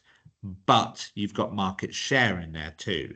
So while 465,000 might be more or less what you'd expect off that caseload in the sort of status quo, because you've got some more certainty around your flows, some more certainty, stability to that, I think it's probably more deliverable and more viable than the current DES contract, which is good news, whereas I thought originally it might be behind. So for that theoretical business that I was setting up, I was saying it was going to deliver 1.77 million per year before for a caseload of 405. Now I'm saying 1.88 million. So that's all by way of saying I think there's a decent increase, which should enable you to get to viability much more simply than before those changes were made. And can I just ask, Peter, none of those calculations include any moderate intellectual disability allowance, do they? No. So you can throw, if that's something you're doing, you can throw that in there too, albeit you then also need to bear in mind, because the way things work, that you're getting disproportionate. The reason that the mid payment exists is because you get disproportionate numbers in participant investment levels 1 and 2, and so that's there to balance that out. So I'd just be a little bit careful on assuming too much around that kind of stuff. But certainly overall it's definitely in the kind of the positive direction, and I think, as I say, it's more doable than the current DES, even before you factor in the fact that you've got more eligible customers, more eligible participants, so you've got more ability to build your caseload, which we did see in the early days of the current DES. When more people were eligible, the national caseload, I think, went up from about 250,000 to about 350,000, more or less. Now we're back down to about 260,000, so not that much better than where we started. But I think once you open up the gates of eligibility again, I think we'll see it go up to way over that 300,000 again. So again, that speaks to the increased viability and the settings that they've put out there now. So I think definitely, in terms of how I feel about the current the current opportunity, it's actually been somewhat transformed by the changes that they've made, which of course include the moving to a 5-year contract, which means that you can depreciate your costs over 5 years. You can invest in your infrastructure over a 5-year basis, but also importantly, like, it just gives you the opportunity to really invest in your staff, and for them to know that if they do a good job, they've got a 5-year opportunity to do well, which I think is really important too. I'll just flag in there too, Pete. One of the ones which is again another significant benefit through the extension to 5 years is the removal of the 2-year service cap. So over time, this will have a compounding positive impact in terms of your potential build of your caseload and participant numbers actually engaged in DES over time as well. So I agree with that. The numbers should increase, and again, probably raises the need for us to advocate very strongly around ongoing support, because that'll be a catchment group that I would hope would also build over time through the contract. Yeah, that's right. And there was a reason why in our negotiations with the department we only ever showed them the first year of our modelling, but that was subtle. No, there isn't any movement on the mid payment, apart from it's gone up. That's it's the eligibility for it hasn't changed, but it's gone up by 33% at the 12 week point of outcome claims. The 26 and the 52 have barely changed those. So, but that's obviously something, but the eligibility hasn't changed. Yeah, we'll get that one on the radar. I Yeah, think we will. I just think we'll give up. don't understand that one myself. So No, we won't give up on that one. But it may just be something which we have to advocate on over time. A guideline change would take care of that. That's not something that needs to be in the deed. Jenny, you've got your hand up. I was just going to say as well, just to remind people of that blending and braiding thinking that we talked about last week, that, you know, the SDEP money doesn't have to be the only lifeboat in the ocean. You can create service models that have NDIS money, subject, of course, to, you know, all the rules, but you can have, as long as it's complementarity rather than replication, you can build strategies with service providers, with other service providers, with training organisations and others who are dipping into other funding sources to do some employment preparation and other work. And I think we still need to push Peter and Colin, NDIA around ongoing supports versus supported employment, and, you know, what's the difference there and who fits into which category? Because certainly if you read the definitions around supported employment that DSS are talking about under NDIS money, many of the people that are around the room today would be supporting people who would be NDIS recipients who may be eligible for that ongoing core supports and employment funding to be in a workplace. So I think that's another one that still requires us to do a bit more advocacy on. So to that point, Jenny, just in broad terms, I'm not sure if you were on the meeting this morning, Peter, with the department, but again, the need to provide better clarity around that intersection and what is complementary funding versus duplication of support needs some better clarity. So that came up loud and clear yet again, and it probably aligns with some of the feedback the department have been getting, particularly DSS, in terms of some of the NDIS DES trial and through other mechanisms of feedback that they've received. It's a grey space. They need to clarify it. I'm hoping they do get there at some stage. But the youth employment supports, that's come out since the changes, you know, the evidence strongly says that we should be preparing people for work from 15 if they have intellectual or developmental disabilities, so well before they're eligible for DES. So this is the kind of arrangements I'm talking about as well, is that, you know, if you can partner up with organisations that are doing youth employment supports, for example, using NDIS funding, and then you can come in at, you know, when the person's eligible for the SDEP program, when they finish their formal education, etc. So you can be doing a lot of that preparation work, even discovery and other things, before the person's sort of joining your service, but in partnership with another organisation. So I think organisations need to be thinking really outside the square a bit around some of this stuff as well. Yeah, that's a great direct reach strategy, Jenny. Beautiful. All right. Any further questions or comments at this point? Yeah, so I mean, we'll go briefly into the capacity building fund. There was a question about this in the chat earlier from Sue, which is who qualifies here for the capacity building fund. So, I mean, you need to win, obviously. So just because you're bidding doesn't mean that you're eligible for this. You need to win. And it's money really around implementation costs. You need to be under the ATO definition of a small business, and a quick Google this morning told me that means that you've got an aggregate turnover of less than $10 million.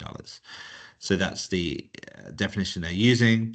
And you can be a for-profit, but you would have to be a specific cohort provider and be that for-profit, or you can be a not-for-profit organisation delivering any part of the contract. And there's a whole heap of things that you can get under this. I suspect you could easily spend it all on Right Fit for Risk, based on the conversations that we had last week. So you might not need to worry about anything beyond that particular line item. But there are other things. There's NSDS, there's mentorship arrangements, there's business advisory and management consulting services, financial planning and accounting, essential ICT equipment, which could definitely be useful, and training, which would also be very useful. Probably worth, from a training perspective, factoring in the point that the Centre of Excellence, when that's up and running, should have some available training for organizations who are going to be delivering, which I believe will be free to you anyway, not free to the centre. That's part of the RFT for the Centre of Excellence. So you should be able to, if you're, get some good sort of quality induction stuff through that centre at no cost to yourselves alongside this capacity building fund. But as I say, I think you could probably conceivably spend most of this on right fit for risk activity. Those 1,000 controls aren't going to control themselves, sadly. So what else was in there? So the other thing which I think, we touched upon at the very start of this meeting is that you're going to need to think about, if you're going for this, which bucket do you fall into? Are you a large specific cohort provider? Are you a smaller specific cohort provider? Or are you some hybrid of the two? Because it seems to me that through a hub and spoke arrangement, lots of organizations probably are going to be a hybrid of the two, whereby in some areas they go and there will be a market share of over, if you go for, cold in parts of Sydney, it's going to be a market share of more than 10% of the caseload. That's for sure. But you might find if you're delivering some adjacent areas that it's not. So you're both in that context a larger and a smaller one, and you'll be specifying, well, I want to have 15% or 20%, 25% market share. Actually, I'm not sure you're allowed 25%, but 15-20% market share in Fairfield, Sydney, but in some adjacent area, actually it's a spoke, and actually I'm just going to have the X site or Y site. I'm going to have a maximum caseload of 80 there. So you're going to need to think through all of those different combinations and sort of computations around those kind of things. So I think it's a significant piece of work. It might be one of those things where, as I said at the start, Colin and I think we've still got most of our second batch of one-to-ones with most of you. It might be one of those things that you want to sense test with us. Always useful to have someone who's sort of independent and at least vaguely knows what they're talking about to sort of kick the tires and some of the maths on those kind of things. And we're more than happy to do that. As a rule, and I'll say the same thing I've said to my members, I do not want to look at any bids. I do not want to review any bids. None of that. But any thinking behind the bids, any rationale, any sort of strategy type things, more than happy to have the conversation. I don't know what Colin's rule is, but that's mine. Colin's putting his thumb up. He's got the same rule as me. I've had enough of looking at bids in my life. I just don't need it anymore. You can have that for yourselves. So yeah, there's the large ones, there's the smaller ones. As always, you'll be getting the slide deck at the end of this. And then there's more details on the hub and spoke model. And so yes, this thing I was just talking about, how you're going to, some places you might be nominating proportions of market share, some places you might be nominating maximum limits, and that would depend on whether you think you're getting more than 10% of the caseload in an area or not. I'm still a bit unclear, and I had this conversation with Autism WA the other day. I'm still a bit unclear on exactly how the hub and spoke works here. So I think I need to get a bit more clarity on this. I don't know whether you have this, Colin, because they talk about the hub and spoke model, and there must be at least one permanent site in the hub, and then the spokes in the adjacent ESAs. Now, perhaps someone could tell me, or perhaps Colin, can you go from a spoke to a spoke, from adjacent ESA to ESA? Because this is what I'm not clear on. Is I call this the ticket to ride one, if any of you played that board game. So as long as you get from one side to the other, it doesn't matter.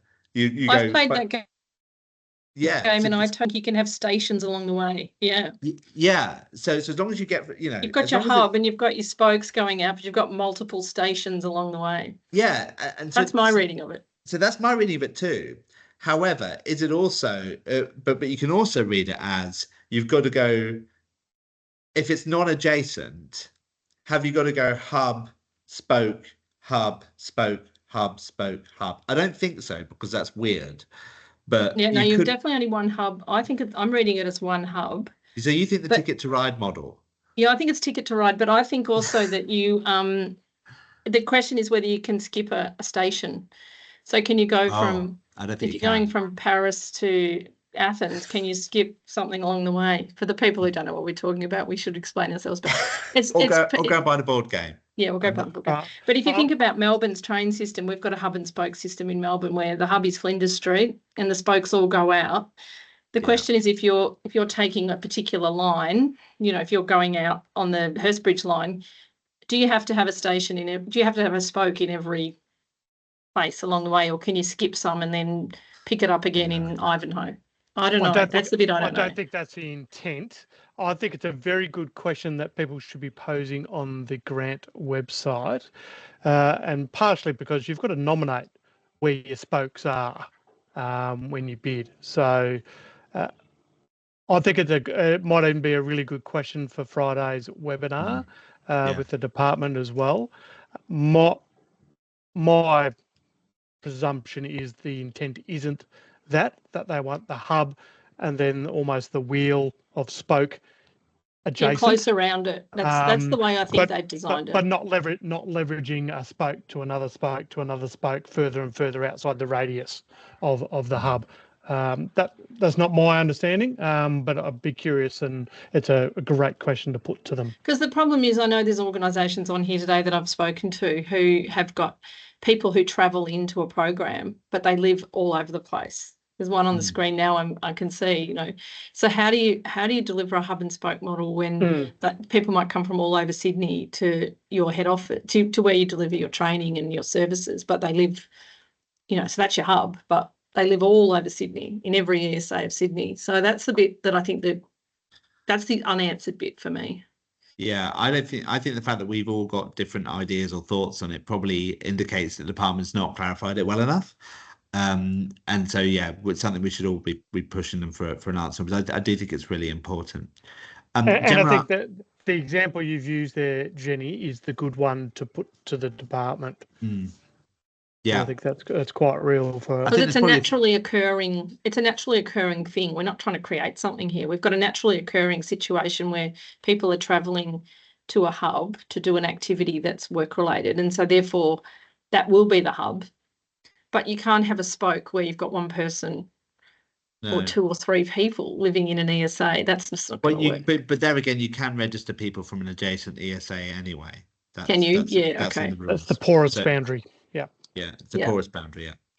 Yeah. So Gemma, so I'd be saying to some organisations, you need to be getting onto your database and having a look where the biggest cohorts of your participants are coming from, and thinking about those ESAs as being your spokes. Which is, you know, is unfortunate for people who don't live in those ESAs or don't have that porous boundary. But I can't see how some of these organisations can cover every ESA, for example, in Sydney. I just can't see how that would work. No, I still think the ticket to ride model within reason is probably the way I'd think about it, but we need clarity on that. Now Gemma asks, do you still need separate applications for each state? You need separate applications for each cluster. So I think the answer to that is yes. You will need to submit bids for different clusters. Now, whether you can do a cluster that covers the whole of Australia and connect it all via spokes and hubs, I mean, if you can do that, maybe. But I don't think that's the intention here. I think the intention is that you'll be putting in 4 different clusters. And noting that you do have to list your number capacity for spokes. Yeah, exactly. So that would be a complicated thing to do. Alessandra asks, is it confirmed that you can register people from adjacent ESAs without bidding in those ESAs? I need to read it again, but I'm 85% sure that's something I read. So I'll go through and I'll dig it out. And I need to double check, but I think from a direct reg sense that was true. From a business share end, I'd need to double check as well. Yeah, you're probably not getting any Service Australia referral. Not that I think that really matters for your model, Alessandra, but but I think you can direct reg, which would matter for your one.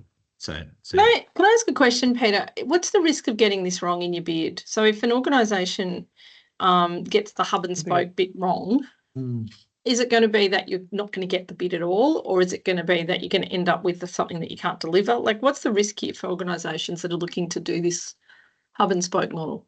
Okay, so the technical answer to say is that's an imponderable, that we don't know exactly how they're going to treat those kind of things. However, in practice, I think there's going to have to be there's going to be quite a lot of negotiating going on, I think, between the department and the various different organizations who put in for things, particularly on the specialist side. So there may well be things where they go, hey, look, you've got a hub here, you've got spoke. Really, you should have a hub there too. Is that something you can commit to? And basically your answer to that will dictate whether that bit of the cluster gets included within because the trouble is, like, these clusters are going to be difficult anyway for the department to manage. Like, are they going to give you the whole of the cluster you put in for, the part of the cluster they put in for, or none of it? Like, so I think there is going to have to be, with specialists, quite a lot, specific cohort providers, quite a lot of negotiation. So I think, practically speaking, if you get it a little bit wrong, you're okay. But if you were to do something that was fundamentally way off base, you could have a problem. I'm gonna agree with that one, Pete. I think that bit I put in there about gap filling, I think there'll be a lot of negotiation in this contract around making sure they're addressing needs. It won't look good for the department if they've got specialists in one area and not another, or not coverage in another area with a certain proportion as well. So I think they've got a range of things that they'll be trying to meet in terms of coverage, accessibility, and particular cohort specialist specific cohort providers. So yeah, this is going to be a really interesting contract piece, I think, for the department to work its way through. Yeah, don't take annual leave in March is probably what I would say. I say as someone who's planning. I wouldn't be going in February either, because I reckon these discussions will happen in Feb. Okay, so we've got 10 minutes left, just enough time for my top 10 tender tips. Oh, coming in at number one. So these are they're really off the top of my head, but these are the things which, if I were running a tender, I'd be thinking about. So the first is, just don't miss the context here. And I think, being that you're going for the specific cohort provider stuff, you're in a nice place to write to that context. And I think that's for you, it's all about that unmet needs thing we talked about earlier. We have something that specifically meets the unmet needs of a portion of the population of people with disability in Australia that, once met, is going to make a measurable and important and sustainable difference to the number of people with disability who are, going into work, succeeding and flourishing work. Like, I think if you can make that's the important context. And the side bit of context I'd add to that is that I think, and to go back to the things I was saying in the first week of this workshop, the current DES, the criticism has not primarily been a sort of quantitative criticism. It's been a qualitative criticism, which is that, okay, lots of people have got jobs, and actually the disability unemployment rate's moving in the right direction. But there are also too many stories about people who have not been treated well by the system, not been treated well by providers. The Disability Royal Commission had some pretty tough testimony about those kind of things. And so when they say we're looking for quality, that's what they're really meaning. They're meaning that we don't want that stuff to happen. And I think things, like the quality framework, imperfect as it is, speak to that. And I think, by the time we get into the new contract, there's probably going to be some sort of metric recording something around the participant experience, and that'll be part of how you're managed. And so, again, that speaks to the quality of the participant experience being critical. So when you're thinking about the tender, I know that naturally that's you guys' bread and butter anyway. But that is critical context that you need to bear in mind when you're writing it. The second one is, Paul mentioned it earlier. I ran a lot of tender teams in my time, and I've read beautiful, wonderful, flowing, arcing responses to submissions. And I've gone, that is a lovely piece of writing for a completely different question. That's going to get you no marks. Go back, write it again. Answer the question. Be sure that you are. The third is, when it comes to reviews, there's a temptation I think, to go the wrong way. So quite often people go, oh, right, we're going to get this right in our little team first, and then we're going to put it out to everyone else for their input. No, that's not the best way of doing it. You want as much input as you can early on, so you can factor it all in and shape your arguments around that. But you don't want too many voices late on, because the problem with people, and I'm definitely like this, is I'm never just going to wave something through and say, hey, that's a really good answer, well done, submit it. People feel the need to find fault in things. And if you feel the need to find fault in things like tenders, even if someone's written a great answer, if you're putting it out to 15 people for review with 5 days to go, you're going to get 15 sets of conflicting negative stuff that you're going to have to deal with. Don't be doing that. And by that point, you have to be trusting in yourselves and your core team to get it right. Wide input early, narrow review late. Don't do it the wrong way around. I've done it the wrong way around. It's bad. And I would add, don't let people edit into your document at that point. If they want to provide feedback, the way we do it is we give people a table, and the reviewers have to fill that in. So it says page 7 or whatever, and then they write their thing, and then there's a column for your response, because you might say, thank you for the feedback, no response, we're not responding. So that way we don't have 100 people in messing with the formatting and messing with the, changing the language and things. So we never let people edit into the document in a late stage. I'd be quite micro and never let them touch the document throughout, but horses for courses, right?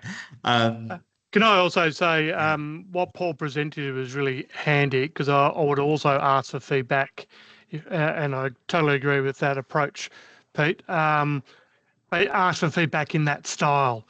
Is it to do with the evidence base, the demonstration, the how, or just segment it, chunk it? Otherwise, it gets lost in the mire of how do we weave it in. Yeah, absolutely. The fourth one is just don't sell something which isn't deliverable. Like don't sell a dream. Don't go, oh, it's going to be all these things if it's not based in reality. Most assessors can see through it.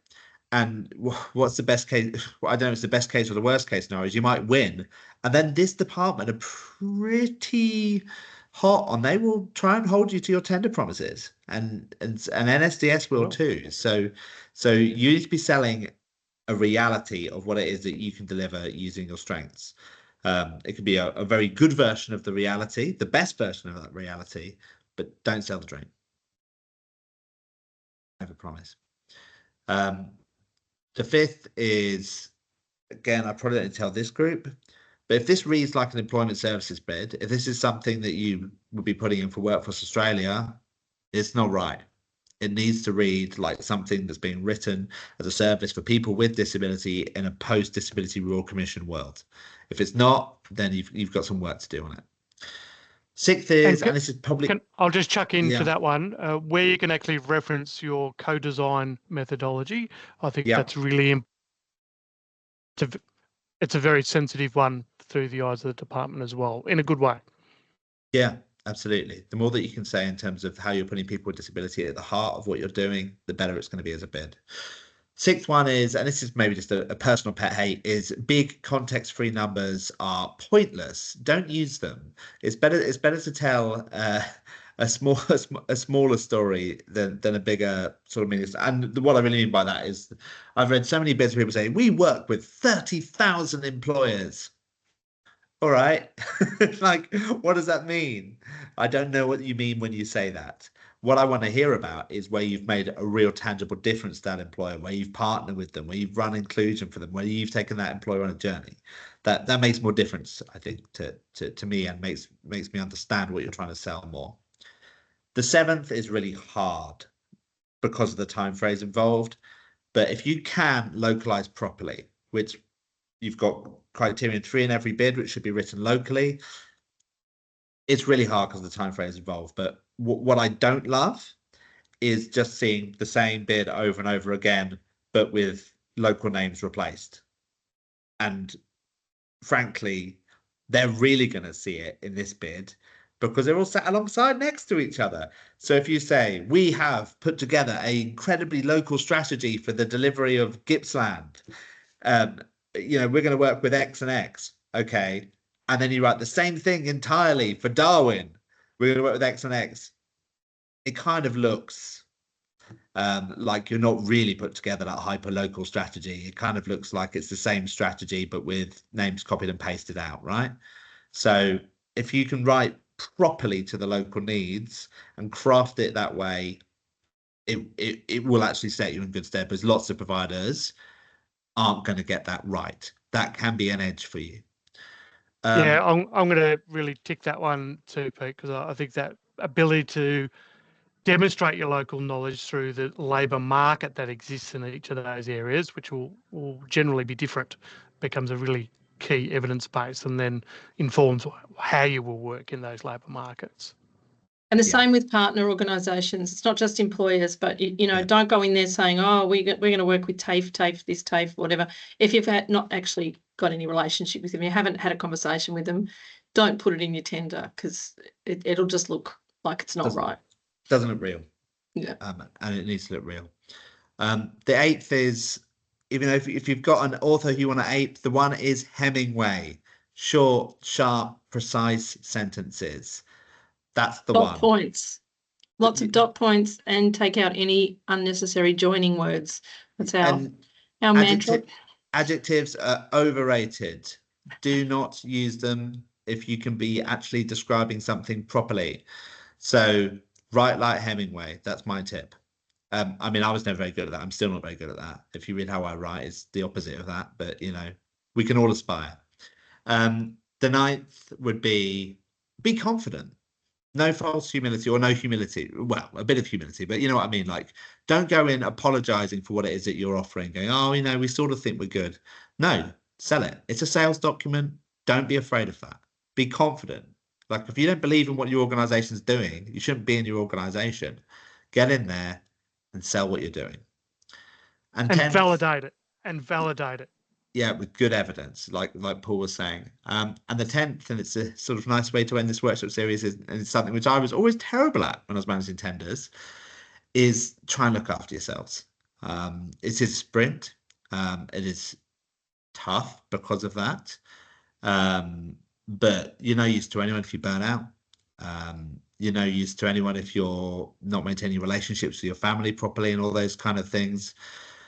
Make sure that whatever your mechanisms look like, to whether it's meditation, whether it's going for walks, that's my one, whether it's try and eat healthily, or those kind of things. Try and do that stuff. I mean, I'm a terrible example when it comes to that, but doesn't mean that you can't be better than that. So those are my top 10 tender tips. I'm going to add an extra one, and it comes, and it's around timing. So make sure you're ready a couple of days early. Don't leave it to the last minute. Again, there's been history in employment worlds of the application submission point getting clogged up if you leave it too late. This will be a very busy submission process. I would tend to give yourself some wriggle room to get your submission in, either slightly early or as early as you can on the day. Don't leave it to the last minute. Day before if you can. The recipe of disaster, leaving it too late. Yeah, that's absolutely right.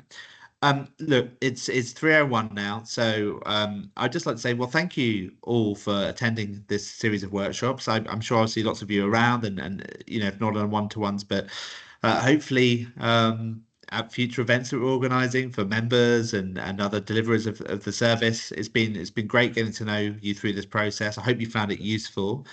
And I wish you the best of luck with your tenders if you're going for it, and if you're not, I hope you feel like you're making an informed decision to give it a swerve. So thank you all so much. Likewise from me, and don't forget your 101s. Book them in. And your surveys. Sasha's just put it in the chat. Thank you so much, guys. Thanks so much. Cheers. Thanks, everyone. Good luck with it all. Thank you.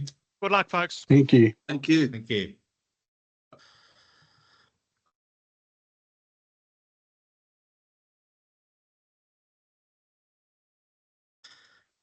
All right. Okay. Wasn't sure if you wanted to stick on for a bit of a wrap. No, I've actually joining the next one, but I'll give you a call later.